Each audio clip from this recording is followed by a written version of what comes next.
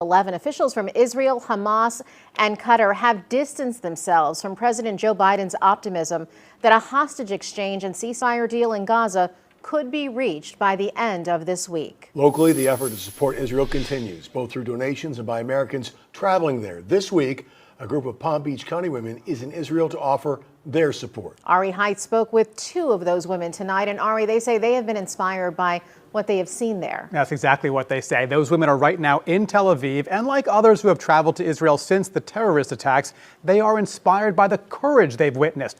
But unlike other people I've spoken to, these ladies are also inspired by just how normal Israel appears to be now.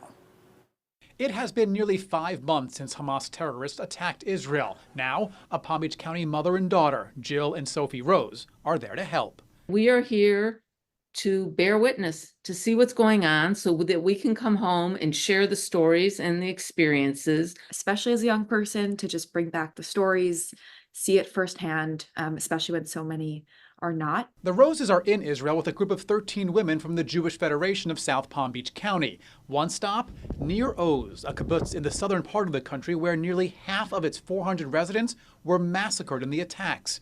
They visited the site of the Nova Music Festival, where hundreds of people were killed or taken hostage. At each stop, they speak to the victims or the families of the victims. And at each stop, they're overwhelmed by their courage. They choose to live. They choose life, and they're living. And it's really something to see. My word of this whole trip is resilience. And this group everyone we've met is inspiring, the people, the nation, the unity. They've been to the wall where photos of the hostages still hang, still hopeful some will return home.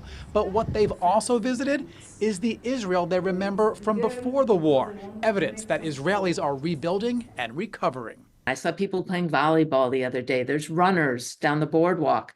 Life is coming back. And I made that comment to someone and they said, yes, life is coming back, but we will never be the same. The Federation came to Israel with supplies and money, but mainly they're there to show support, to show they always stand with Israel. The hugs are huge. They want to see us here. They want to feel our support and our belief in them. It's very important.